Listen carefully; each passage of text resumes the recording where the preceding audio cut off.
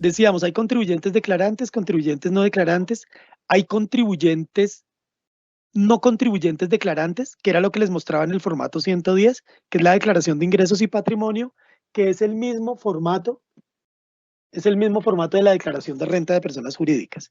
Y el cuarto grupo es no contribuyente no declarante. A esto vamos a meterle un elemento adicional. Los contribuyentes declarantes, mirando la lógica del impuesto sobre la renta, la mayoría de los contribuyentes son declarantes. En el RUT, espero que ustedes hayan visto un RUT alguna vez en su vida. Si no los han visto, traten de imaginarse lo que les estoy contando. El RUT es, como lo dice su palabra, es un registro único tributario y tiene N cantidad de hojas. La primera hoja tiene los datos generales de ubicación, de identificación del contribuyente, clasificación de actividades económicas y tiene una sección que se llama responsabilidades. Si no estoy mal,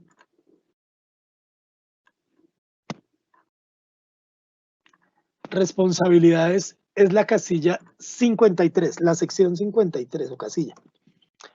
En estas responsabilidades vamos a referir, ahí es donde yo digo si soy contribuyente de renta, si soy contribuyente de IVA, si soy contribuyente del impuesto al consumo, si soy del régimen simple, si soy autorretenedor, si soy gran contribuyente. Es una clasificación de más o menos unos 50 categorías. Nos vamos a centrar en las de renta.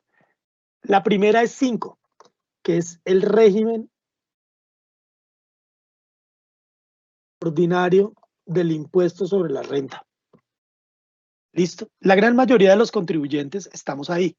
Todas las personas naturales que estemos inscritas en la renta, porque puede ser que no tengamos nada, ¿no? Porque somos no declarantes. Pero si somos declarantes, estaremos en 5. ¿Listo? Aquí se nos deriva un segundo grupo, que es un contribuyente declarante, pero que maneja el régimen tributario especial. Este puede ser 4, que es lo que llamamos del régimen tributario especial. ¿Listo? Entonces ya en renta hemos visto 2 clasificaciones. O yo soy 5, que es el régimen ordinario, como lo dice su palabra, es el régimen general en el que estamos la gran mayoría de contribuyentes. 4 es un régimen especial que aplica solo para cierta CESAL que vamos a ver más adelante. El no contribuyente declarante, este es otra característica especial. La responsabilidad de él en el RUT puede ser, perdón, es la 6, que como lo dice su palabra es, como veíamos antes, es el declarante de ingresos y patrimonio.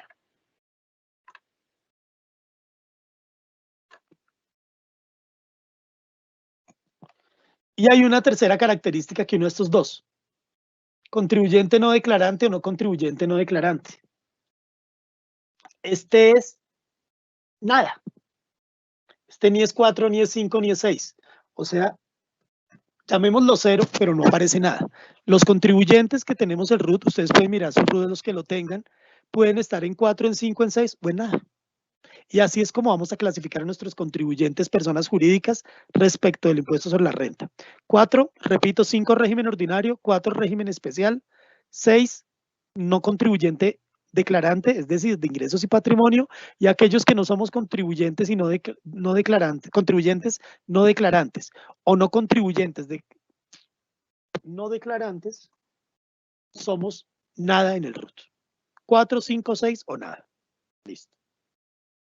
Continuamos. Aquí vamos a ver un resumen de esas mismas actividades, pero frente al impuesto sobre la renta. Artículo 22. Entidades que no son contribuyentes y tampoco son declarantes. Artículo 22.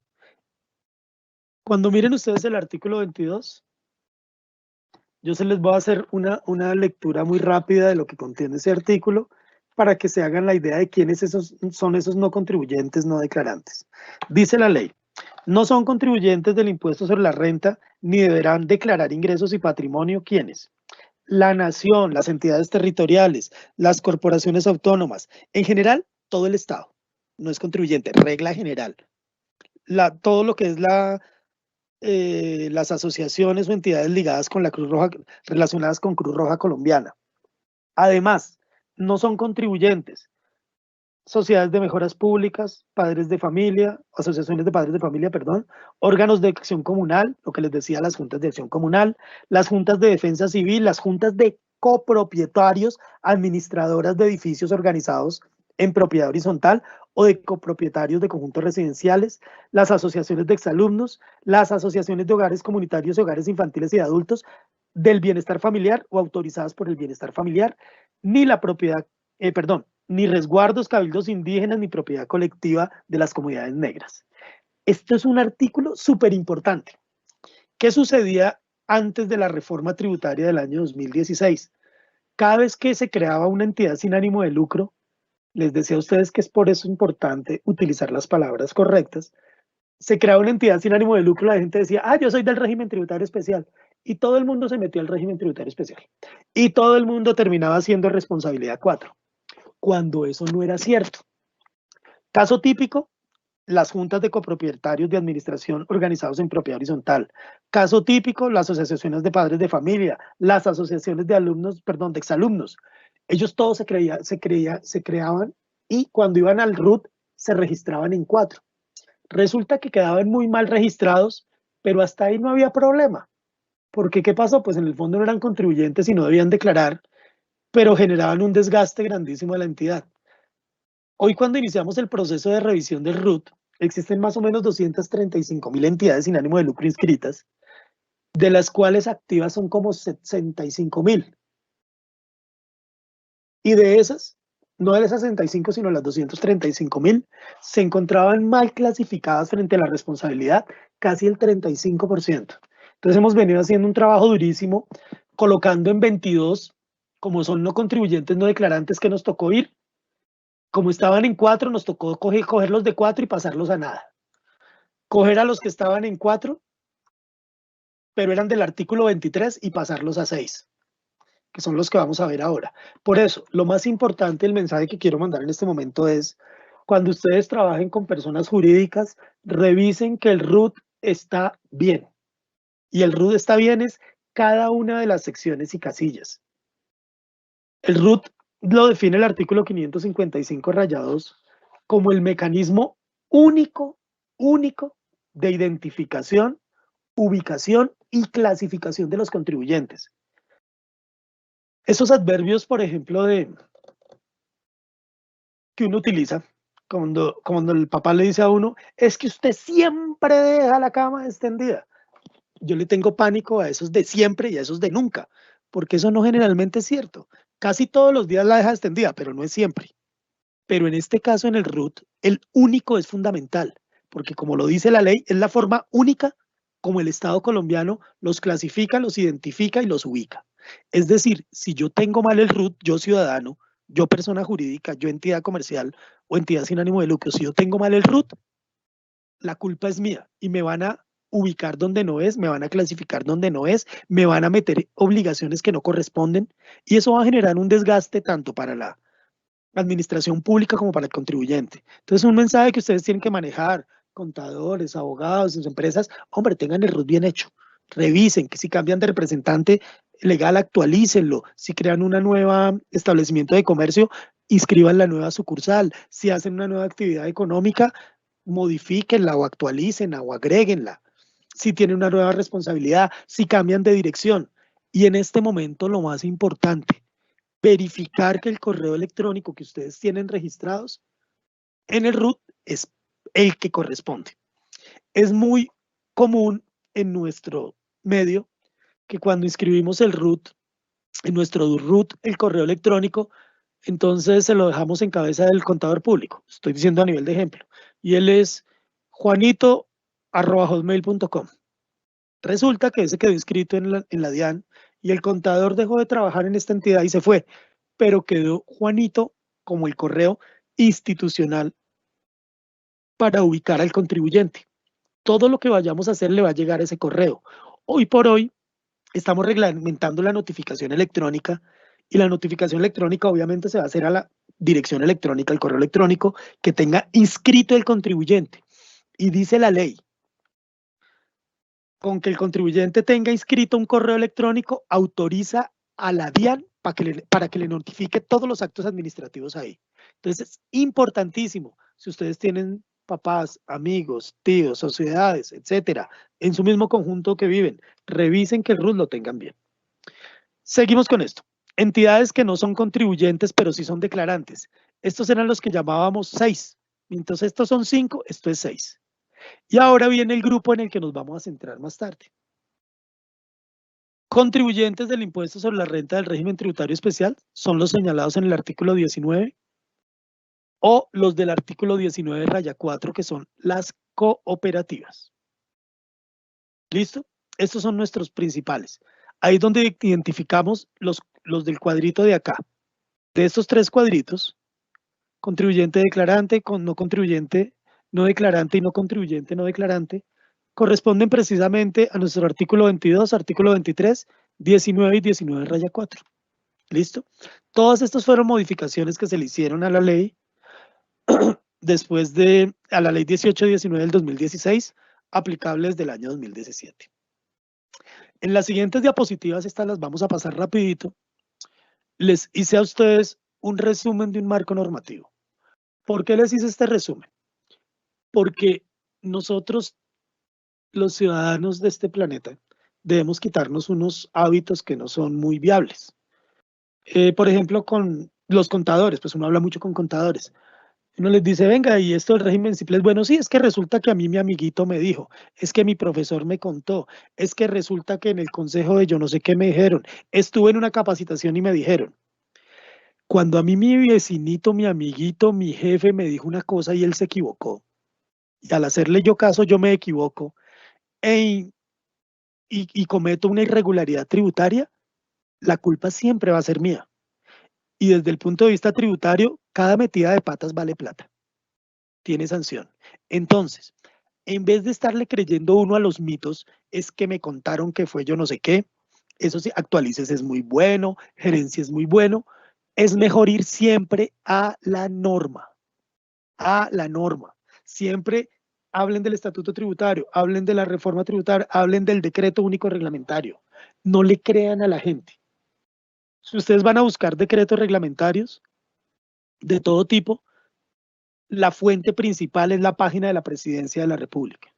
Ahí está toda la normativa con los proyectos de decreto, los decretos de ley sancionados. Si quieren decretos específicamente de tributarios, pues búsquenlos en la página del Ministerio de Hacienda. Si por otro lado quieren ver resoluciones o circulares emitidas por la DIAN, búsquenlo en el link de normativa, que usted ya tiene la página abierta y lo ve en la parte superior, ahí encuentran las resoluciones. Mi mensaje, ¿cuál es? Siempre vayan a la fuente. No le crean a intermediarios porque eso genera malos entendidos, teléfono roto, y el teléfono roto hace que se cambie el lenguaje y después lo que era blanco termina siendo negro. Y como les decía, un error con la tributación generalmente implica sanciones de tipo monetario, de tipo pecuniario.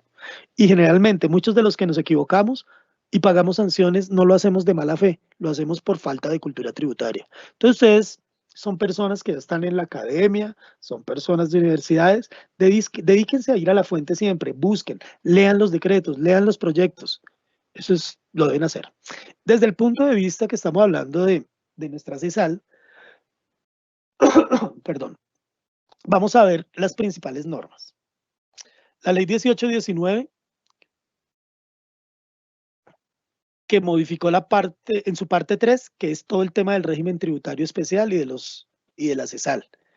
Este fue el gran cambio. Y aquí vamos a hacer un pare, volviendo a tomar, que es lo que les estaba contando, de la evolución de las entidades sin ánimo de lucro. Decíamos que antes de López Miquelsen ni eran contribuyentes ni no declaraban. Después de López Miquelsen dijo, no, pongámoslas a declarar. Pues como ellos no tienen utilidades, mal podemos cobrarles impuestos sobre rentas porque no tienen rentas, pero pongámonos a declarar qué patrimonio tienen, qué recursos mueven, qué egresos tienen. Y ahí nació nuestra declaración de ingresos y patrimonio. Luego evolucionó también por los 80s, creo que fue con Turbayo, terminando Turbay, el gobierno, creo no, eso fue con Belisario, pero también es 80s, y se creó el régimen tributario especial. Y ahí es donde nace un nuevo mundo. Entonces, ayer pasábamos de solo tener contribuyentes, pasamos a tener contribuyentes y no contribuyentes declarantes, después contribuyentes, no contribuyentes y contribuyentes del régimen tributario especial. Este régimen tributario especial está diseñado básicamente para la gran cantidad de entidades sin ánimo de lucro, que ahora vamos a leer quiénes son y qué deben hacer. ¿Y qué sucedía? Yo creaba la entidad sin ánimo de lucro, voy a la Cámara de Comercio, digo a la Cámara de Comercio, llevo el documento de constitución, un documento privado, una escritura. Yo soy sin ánimo de lucro. En la Cámara de Comercio me identifican como tal, como entidad sin ánimo de lucro. Y después me iba a la DIAN y en la responsabilidad ponía régimen tributario especial. Eso funcionó hasta el año 31 de diciembre del año 2016. Resulta que dentro de todas las cosas que estamos normalizando y estandarizando a nivel mundial, y tratando de hacer reglas que sean tal vez estándar y uniformes, sobre todo para el control del narcotráfico, del terrorismo, de la financiación del terrorismo, del lavado de activos, se tratan de hacer normas mundiales.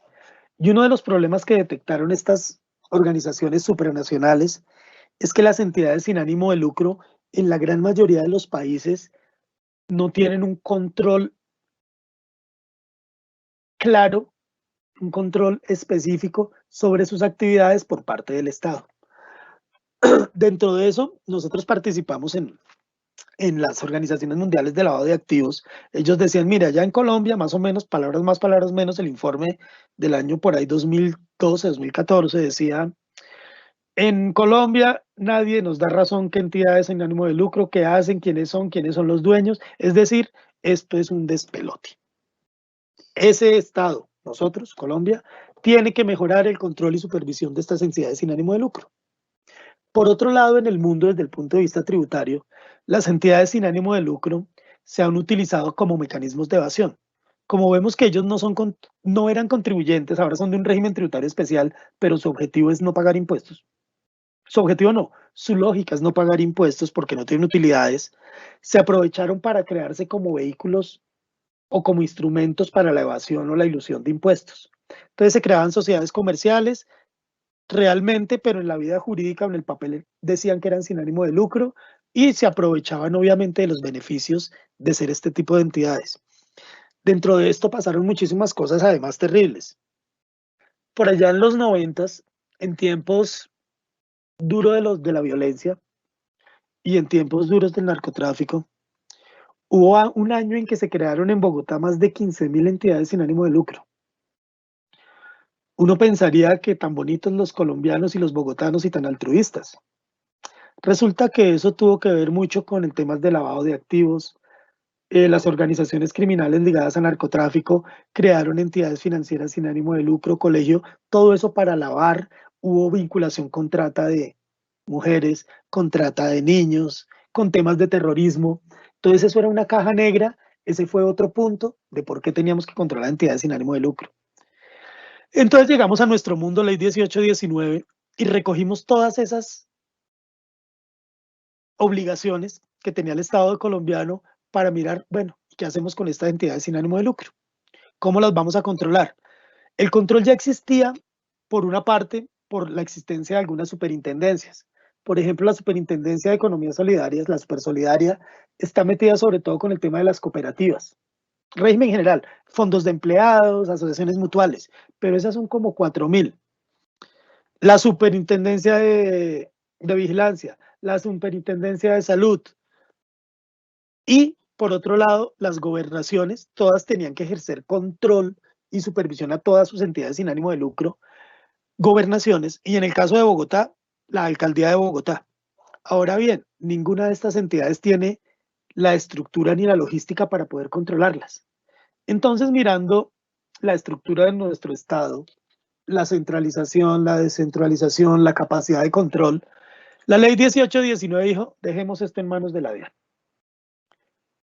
Entonces, el control que ejercen las superintendencias, las gobernaciones y la alcaldía de Bogotá se sigue manteniendo exactamente igual, pero se ejerció un control mayor desde el punto del impuesto, del punto de vista tributario para el control del impuesto sobre la renta. En este momento cambian las reglas de juego. Anteriormente les decía yo a ustedes, antes del 2017, yo creaba una entidad sin ánimo de lucro y de una vez me registraba en aquella responsabilidad que llamamos responsabilidad 4, contribuyente del régimen tributario especial. Ahora ya no es así. Ahora yo nazco siendo del régimen ordinario, soy entidad sin ánimo de lucro, ¿no?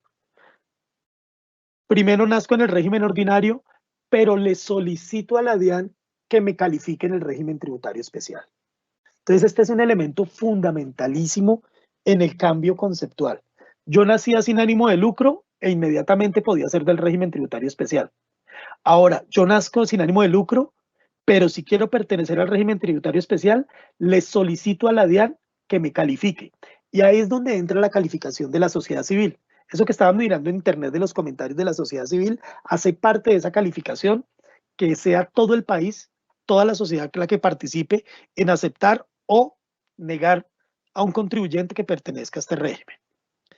La ley 2010, que pues sabemos que sustituyó la ley 1943, nos hizo algunas modificaciones pequeñas. Aquí les estoy mostrando. Este artículo es importantísimo para que lo miren y ahorita hablaremos de eso. Este artículo, ¿qué es? Esto es el de los no contribuyentes. Este es no contribuyentes declarantes, que se corrige un error. Este es cómo pierden beneficios los del régimen tributario especial. En este artículo nos vamos a centrar a leerlo un momentico.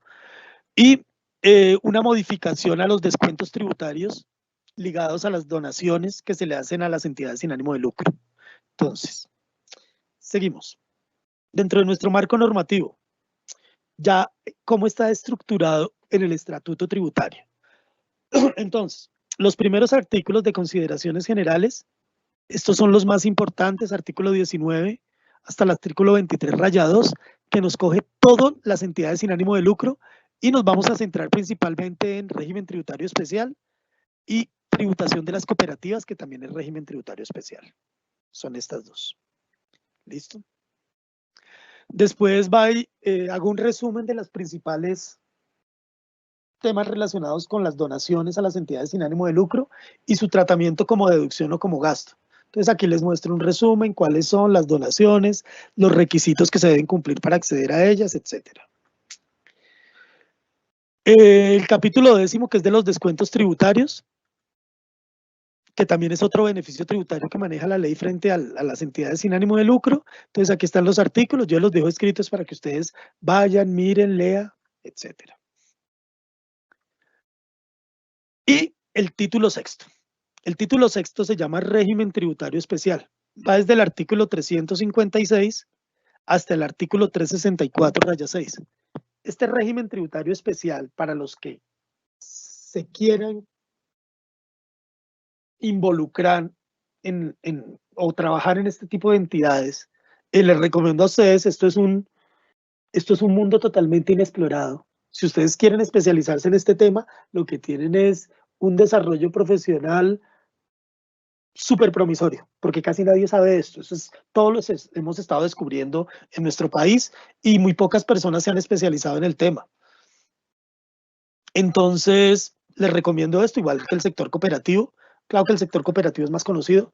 Esto es una cosa totalmente nueva desde el punto de vista tributario. Entonces, les dejo los artículos. Les decía, artículo 356 hasta el 364-6.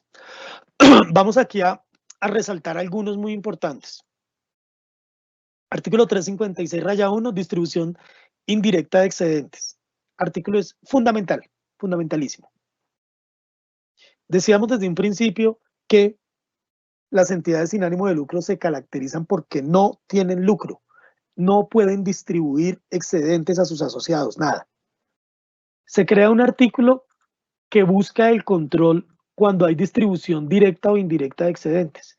Y como si la DIAN llega a comprobar, el Estado llega a comprobar que eso se da, los puede excluir del régimen tributario especial.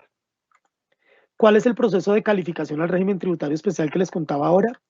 ¿Qué es esto de la actualización del RUT? Que incluye la actualización del registro web. ¿Qué es la actualización del registro web? Después de que yo estoy calificado, cada año, dentro de los 3 primeros meses, debo ingresar a ese portal y volver a actualizar, subir los nuevos estados financieros, las nuevas actas, las nuevas certificaciones, los nuevos formatos que me pida la ley. Eso se debe hacer todos los años. El año pasado se quedaron sin hacerlo casi 25.000 entidades, porque la gente no sabía, que no habían alcanzado a hacer las asambleas, etc. Este año, como consecuencia del tema del coronavirus, el plazo del 31 de marzo se corrió hasta el 30 de junio, pero es solo por este año. Por ley, es los 3 primeros, de entre los 3 primeros meses de cada año. Determinación del beneficio excedente neto o exención son súper importantes. Ese artículo es sencillito y claro lo que dice. Esos son 4 rengloncitos. Que en últimas crea la base gravable del impuesto. Dice, mire, la base gravable de las entidades sin ánimo de lucro es lo que llamamos beneficio o excedente neto. Pero el artículo siguiente dice, las entidades sin ánimo de lucro del régimen tributario especial estarán exentas de pagar impuestos sobre ese beneficio o excedente siempre y cuando lo reinviertan en el año siguiente en su actividad meritoria. Si nosotros miramos la lógica de una entidad sin ánimo de lucro, nunca va a pagar impuestos, porque todo el excedente siempre va a tener que destinarlo a su objeto social. ¿Sí o no? Esa es la lógica. Ahora bien, ¿qué pasa si yo no destino todo el excedente a la actividad meritoria? Por las razones que sean, pueden ser razones jurídicas o las razones de conciliaciones fiscales, esa parte que no es exenta va a pagar una tarifa de impuesto de todos modos preferencial. Mientras la tarifa general es alrededor del 33 y 34%, el excedente que no sea exento pagará una tarifa de renta del impuesto sobre la renta del 20%. El objeto social, actividades meritorias, ese es un subartículo fundamentalísimo, que fue lo que modificó la reforma.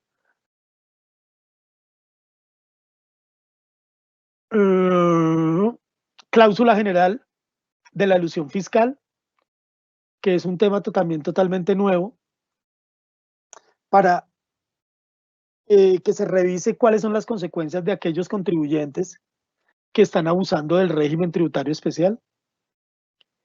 La pérdida de beneficios, que lo vamos a mirar centradamente. El registro web, que es lo que se les he dicho a ustedes, la actualización del registro y los comentarios de la sociedad civil, que ya vimos cómo funciona el servicio informático. Y por último, cuando nos depositan todas las facultades de fiscalización. Vuelvo a decir, el control que tienen que hacer gobernaciones, alcaldías y superintendencias sigue siendo ese.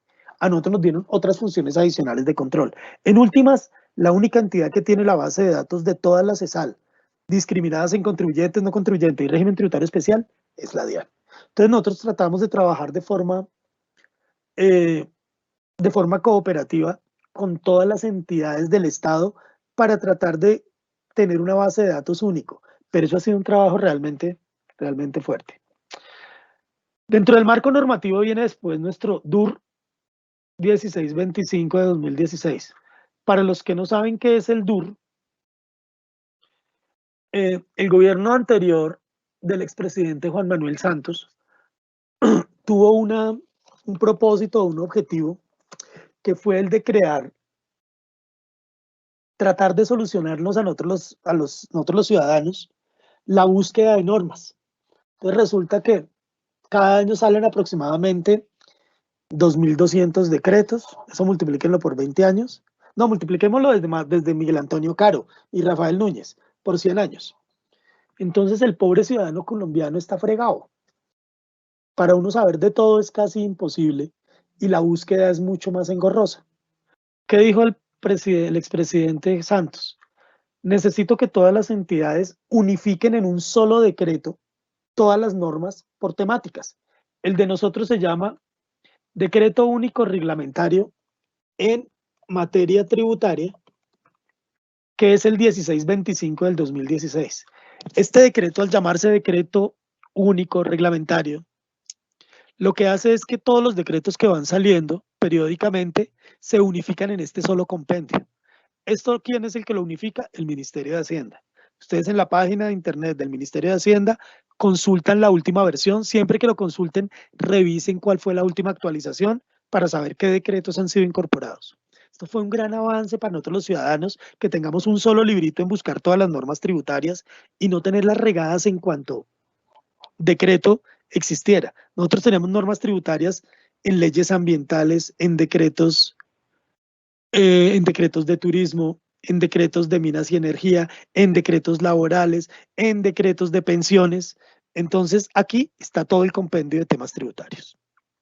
Decreto único reglamentario. El decreto específico que fue incorporado a este decreto en materia tributaria 1625, el decreto específico de la CESAL, es el decreto 2150 del 2017. Entonces, si uno quiere buscar solo el tema SAL, pues coge el decreto 2150. Pero como les decía, ese ya fue incorporado al decreto 1625. Esta es la estructura de nuestro decreto.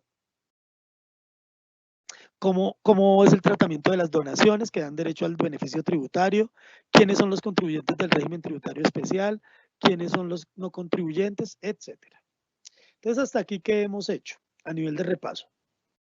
Primero, entender que es una entidad sin ánimo de lucro, que las entidades sin ánimo de lucro nunca tienen lucro, nunca en la vida, nunca van a tener utilidades y por lo mismo nunca van a poder repartir utilidades. Si llegan a hacerlo, pierden su calidad de entidad sin ánimo de lucro, con todas las consecuencias, tanto fiscales, comerciales, civiles y de todo tipo, ¿no? Una entidad sin ánimo de lucro debe ser una entidad totalmente transparente e intachable en la sociedad. Quiero que resaltemos los elementos más importantes. Este artículo es fundamentalísimo, igual que el artículo 22 y artículo 23, como vimos anteriormente. Entonces, dice así: todas las asociaciones, fundaciones constituidas como entidades sin ánimo de lucro. Antes decía lo mismo, decía todas las asociaciones, fundaciones constituidas serán del régimen tributario especial. El cambio fue este: son contribuyentes del impuesto sobre la renta conforme las normas aplicables a las sociedades comerciales, hay que entenderse ahí, ¿no? Entonces pasamos de que todas eran del régimen tributario especial a que todas ahora son del régimen ordinario.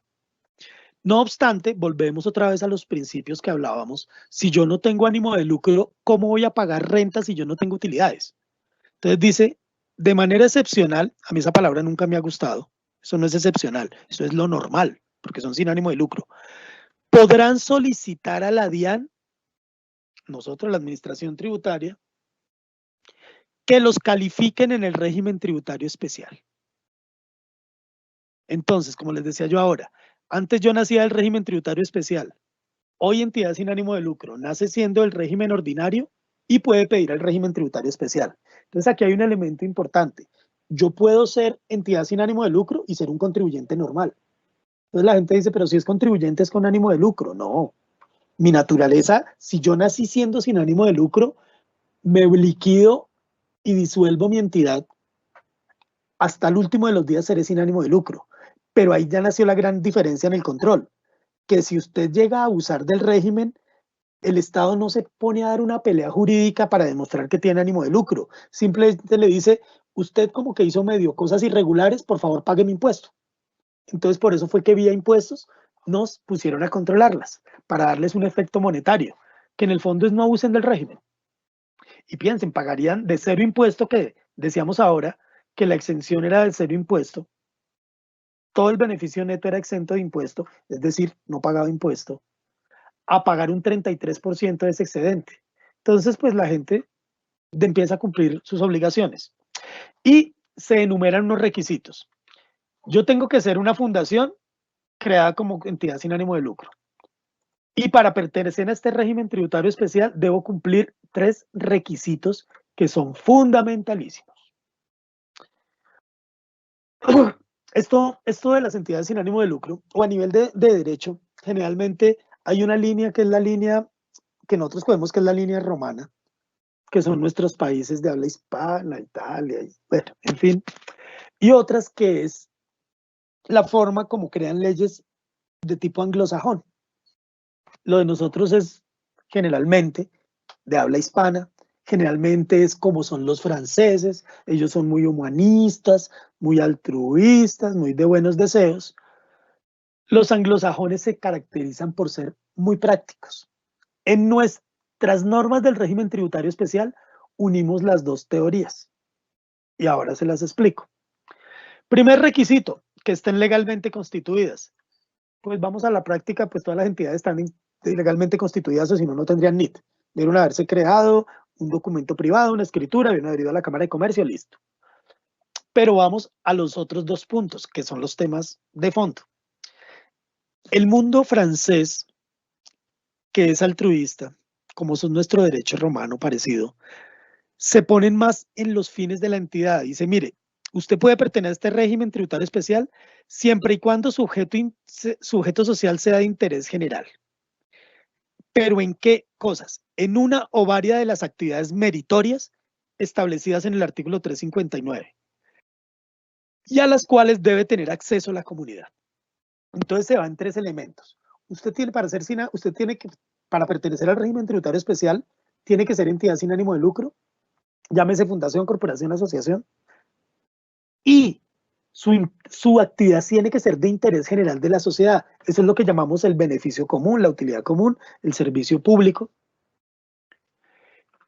Y lo que cambió la ley, dijo, en una de las actividades meritorias establecidas en el artículo 359. Anteriormente lo que decía, en unas actividades de la cultura, del medio ambiente, de la investigación, de la salud, de la educación, y mencionábamos en la ley esos términos muy genéricos. Entonces resulta que una persona como yo, digamos, yo puedo dictar capacitaciones como docente, creaba una entidad con ánimo de lucro, porque yo realmente esa plata llegaba a mi bolsillo, y entonces yo decía, como soy educación me meto en el régimen tributario especial. Y resulta que todo el mundo terminaba metido en el régimen tributario especial. ¿Qué sucedió? Una de las recomendaciones que nos hacían los organismos nacionales e internacionales es definan muy bien cuáles son esas actividades. Y las vamos a ver ahorita en el artículo 359, lo que llamamos actividades meritorias.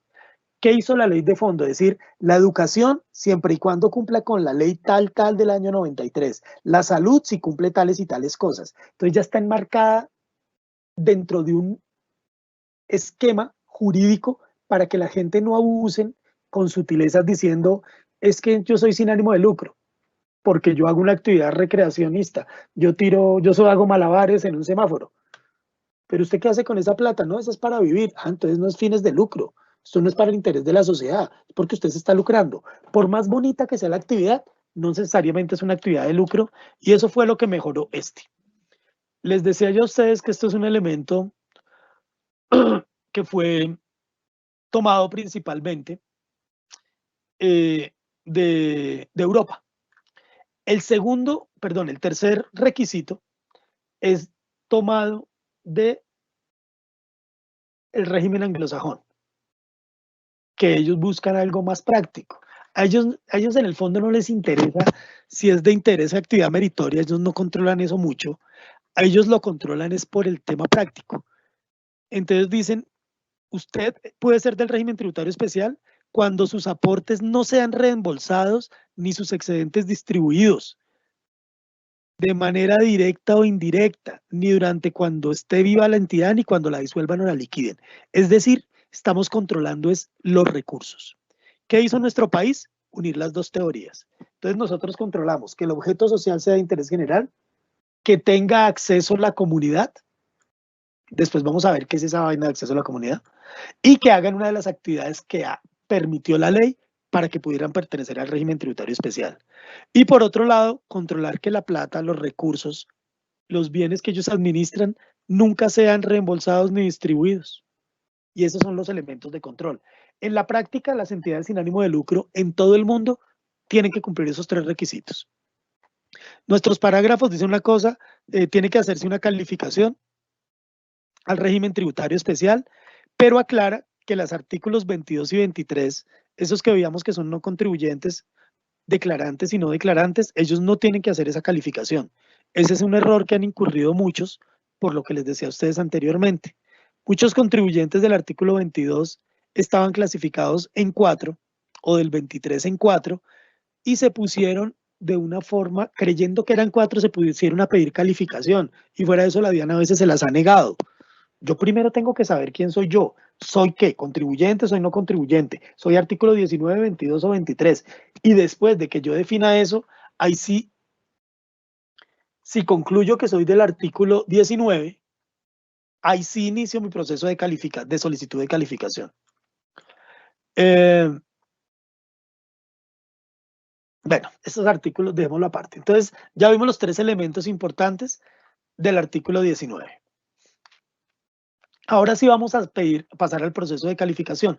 Ya sabemos que las que piden calificación son estas, siempre y cuando cumplan estos requisitos. Dentro del procedimiento que hacen la CESAL, tienen que hacer estas solicitudes, que ahorita miraremos que son de calificación, de permanencia, de actualización, readmisión. Registrar un tema que se llama contratos o actos jurídicos, que es para controlar la distribución de excedentes. La memoria económica que se le pide a unas entidades que manejan ingresos superiores a 160.000 VT, que es esta memoria económica, es un documento, un informe en el cual de manera detallada nos cuentan qué hacen, cómo lo hacen, cómo utilizan los recursos, qué hacen con el excedente, qué proyectos tienen, qué inversiones a largo plazo y cosas por el estilo. Y la ampliación de plazos de la asignación permanente. Después les hablaré de eso, cuando lleguemos a ese tema. Dentro de las solicitudes que veíamos acá, estas, se hacen 4 solicitudes al inicio de la ley. Hoy son 3, esta ya no existe. Permanencia, la voy a dejar así en azulito. Los procesos actuales son, el más lógico es el de actualización. Les decía a ustedes hace un momento, dentro de los 3 primeros meses de cada año, las entidades sin ánimo de lucro pertenecientes al régimen tributario especial, es decir, responsabilidad 4, cada año deben actualizar ese registro. Actualizar el registro es en el portal de internet de la DIAN, cumpliendo unos requisitos que están en un servicio informático incorporado, que están obviamente en unas normas, el decreto 2150, en la resolución 19 del 2018, y que se hace únicamente en el portal de internet de la DIAN. La misma ley dijo, la actualización y la calificación se hará en un portal de internet de la DIAN. O sea que esto no se recibe documentos analógicos, es decir, no se recibe papel.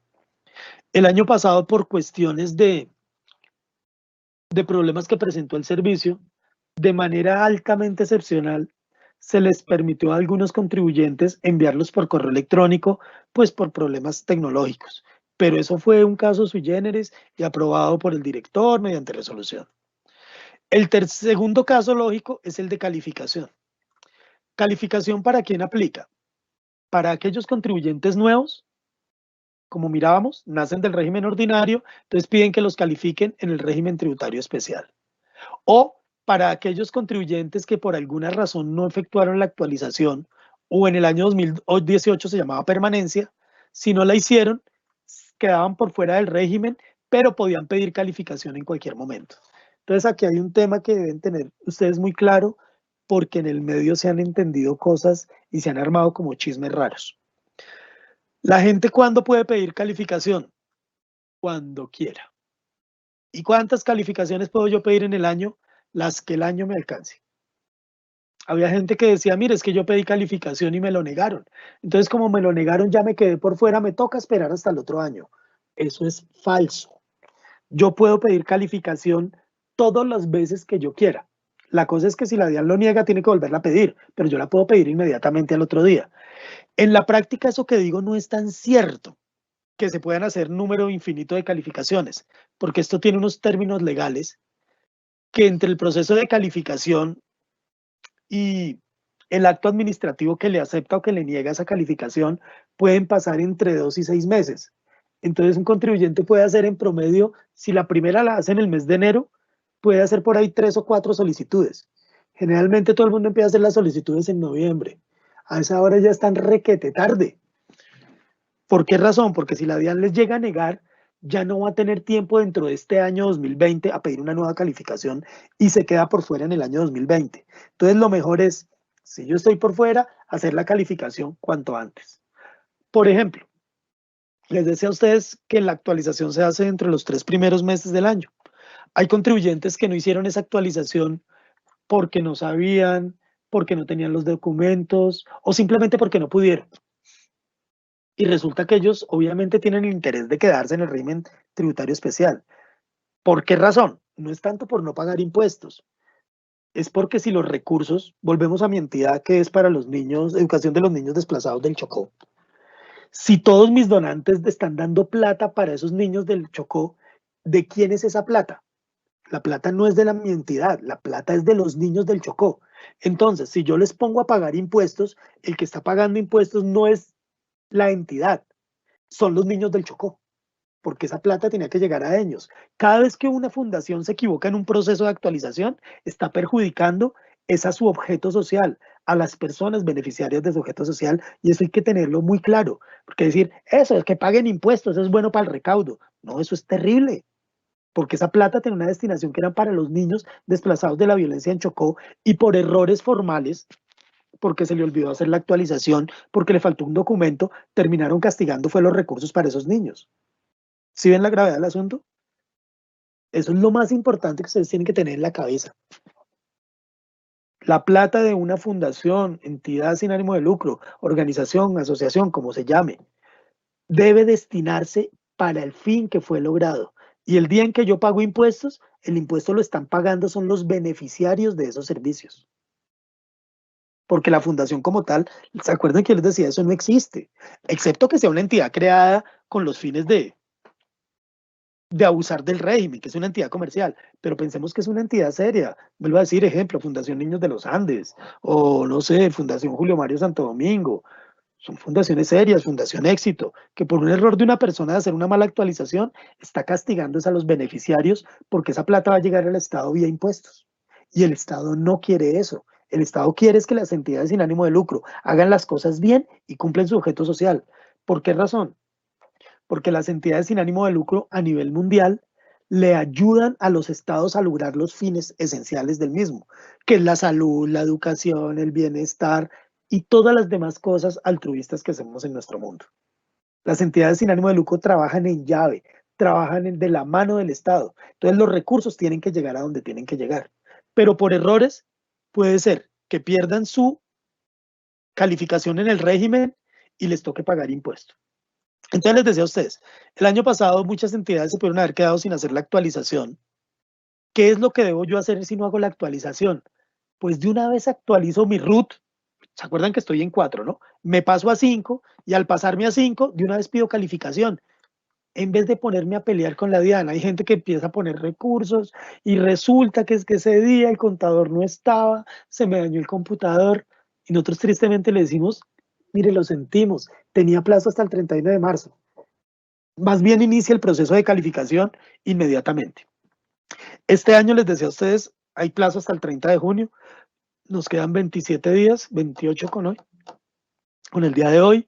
Revisen si ustedes, sus familiares, amigos, conocen entidades sin ánimo de lucro, díganles, ojo, ya hicieron la actualización, que hubo, háganlo cuanto antes. No, que resulta que yo ya no estoy en el régimen tributario, pues apúrese y pida la calificación, porque el que estamos es perjudicando es a los beneficiarios de los recursos. Entonces les decía, permanencia ya no existe, eso fue un caso que aplicó únicamente para el año 2018, que era tratando de lograr un periodo, una fase transitoria en las entidades existentes antes del 2017. La calificación es todo el tiempo, actualizaciones para todos los años debo hacer esa actualización del registro web. Y la readmisión es lo mismo que la calificación. ¿Cuál es la diferencia de la readministración? De la readmisión aplica para los contribuyentes señalados en el artículo 19-4 del Estatuto Tributario, que básicamente es el sector solidario y el sector cooperativo. Entonces, calificación es artículo 19, que leíamos ahora, y readmisión es artículo 19-4. Pero este proceso y este proceso son exactamente el mismo. Yo solicito a la DIAN que me califique y la DIAN me dice o sí o me dice no. ¿Por qué las cooperativas se llama readmisión? Porque las cooperativas tienen una ley que es la ley cooperativa. La ley cooperativa dice, y es una ley más específica que el Estatuto Tributario, dice, las entidades que están enmarcadas en esta ley cooperativa pertenecen al régimen tributario especial, o sea que estas no piden calificación. Pero luego con la reforma tributaria del año 2016 dijo, Las cooperativas se les respeta que siempre nacen siendo del régimen tributario especial. Acuérdense que estas nacen siendo régimen ordinario ahora. Estas sí nacen siendo del régimen tributario especial. Pero si llegan a cometer una irregularidad, pueden ser excluidas por la DIAN. Entonces, al ser excluidas, luego de que son excluidas, pueden pedir que las readmitamos, siempre y cuando pase un tiempo y cumplan unos requisitos de ley, cosas por el estilo, ¿listo? Entonces, readmisión aplica para el sector cooperativo, calificación artículo 19 y actualizaciones para todas.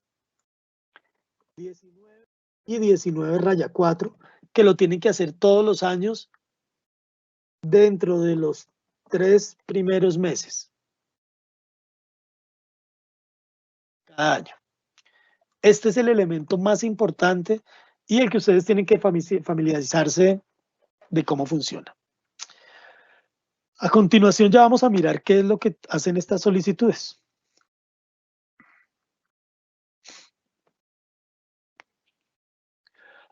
Registro web. Entonces, la ley, ¿qué fue lo que dijo? El registro web de la CESAL que quieran pertenecer al régimen tributario especial es un requisito obligatorio. Obligatorio si yo quiero pertenecer al régimen tributario especial, ¿no? Pero si yo no quiero pertenecer, pues simplemente no lo hago. Ahora bien, pensemos desde el punto de vista de la DIAN. Si yo soy una entidad sin ánimo de lucro, estoy dentro de las señaladas en el artículo 19, hago las actividades meritorias que dice la ley, ¿por qué será que una entidad no quiere pertenecer al régimen tributario especial? La DIAN, ¿qué supone?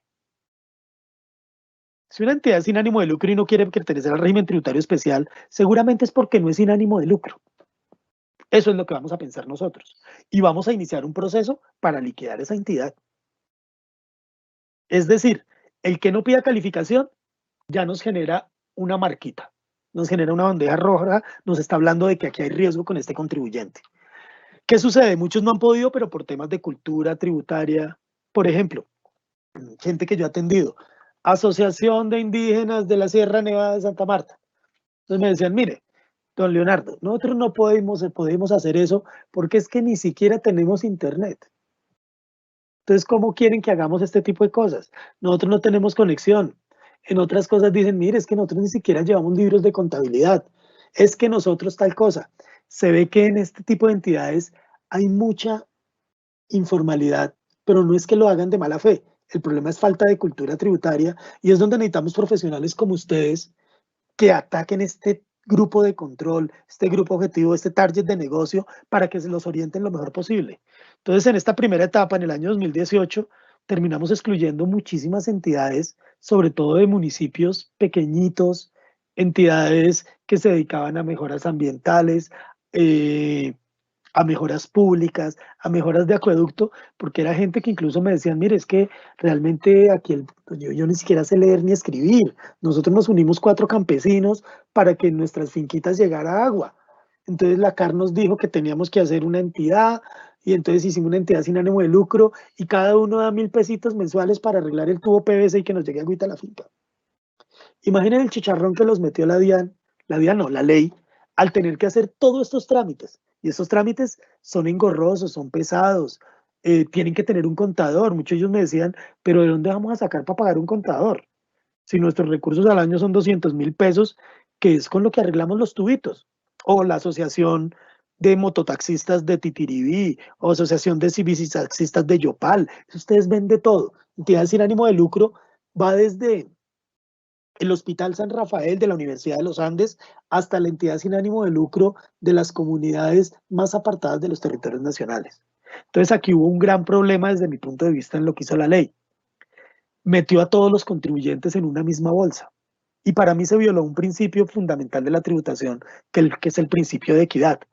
Mientras la Fundación Santa Fe o la Universidad de los Andes tiene los recursos financieros, logísticos y humanos para poder hacer un proceso de estos, una entidad como la que les comentaba de la comunidad indígena de la Sierra Nevada, ni siquiera el Estado les ha brindado tener acceso a Internet, pero sí les pide que hagan todo por Internet.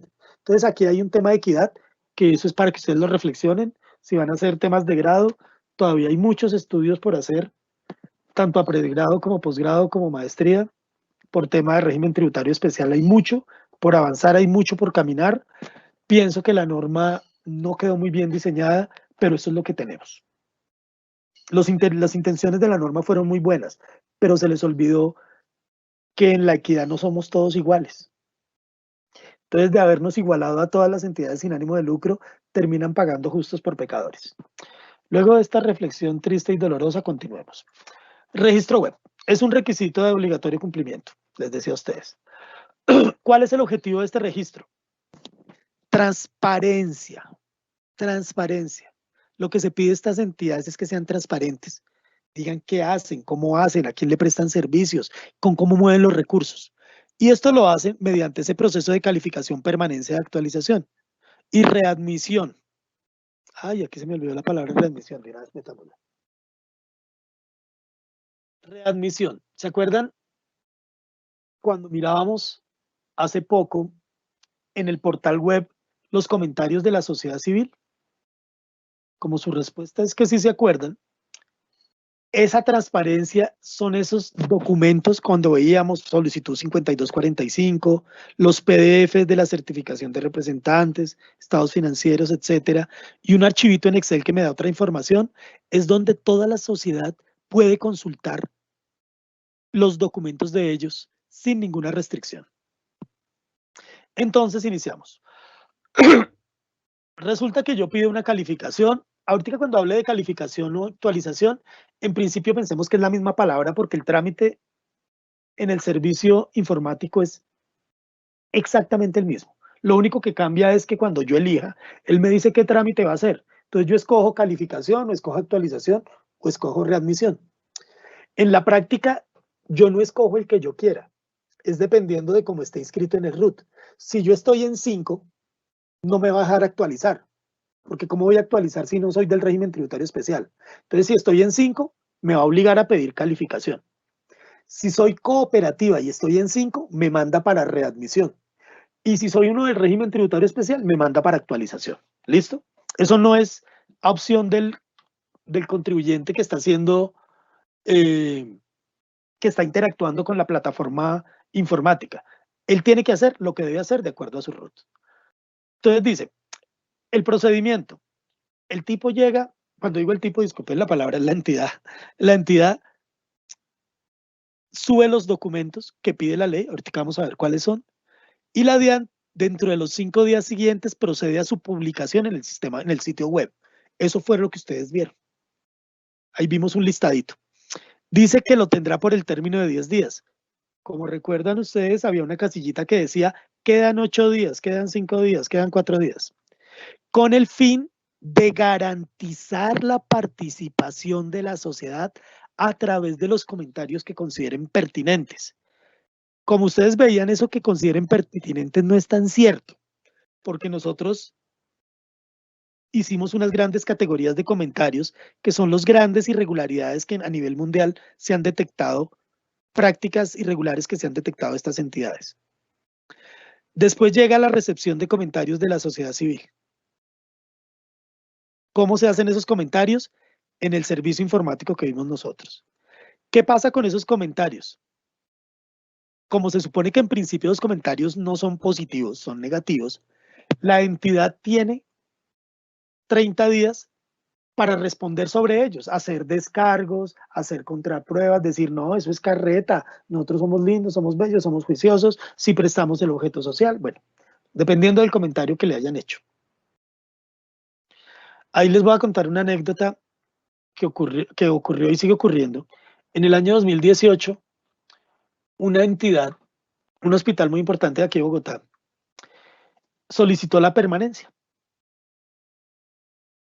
Y resulta que después me averigüé con ellos mismos, era una entidad de salud, como les decía ahora, le dijeron a sus enfermeras, enfermeros y a otras personas administrativas, por favor hagan comentarios positivos de la entidad para que nos califiquen, para que nos acepten la permanencia, porque era permanencia. Resulta que todas estas personas empezaron a picar. ¿Se acuerdan que el primero decía no lleva libros de contabilidad o era algo así? Entonces picaban, no lleva libros. Y en la parte donde ellos podían escribir, en el campo textual, escribían, claro que sí lleva libros de contabilidad. En el otro decía, se utiliza como instrumento de evasión. En el campo decían, no, eso es imposible. Este hospital es muy serio y es muy juicioso y siempre cumple normas legales. Resulta que al hacer eso, nos llegaron de esa entidad 256 comentarios. Y como el módulo que nosotros le hicimos fue desde dentro del punto de vista de control, pues esa entidad salió seleccionada para negarle la permanencia. Porque en principio para nosotros estaban hablando mal de ellos y no bien de ellos. Entonces, moraleja, si yo quiero hablar bien de una entidad sin ánimo de lucro, no lo haga por el sistema de comentarios de sociedad civil. Utilice otro mecanismo de comunicación con la DIAN. Pero si quiere hacer comentarios en los cuales veo que ellos están infringiendo la lógica de la entidad sin ánimo de lucro, sí utilice eso. Es decir, este servicio es para hablar mal de las entidades, no para hablar bien. El hablar bien, tranquilos. El hablar mal, sí nos interesa, porque es para evitar que se nos lleguen a colar entidades que no merecen y no tienen derecho a estar en este régimen.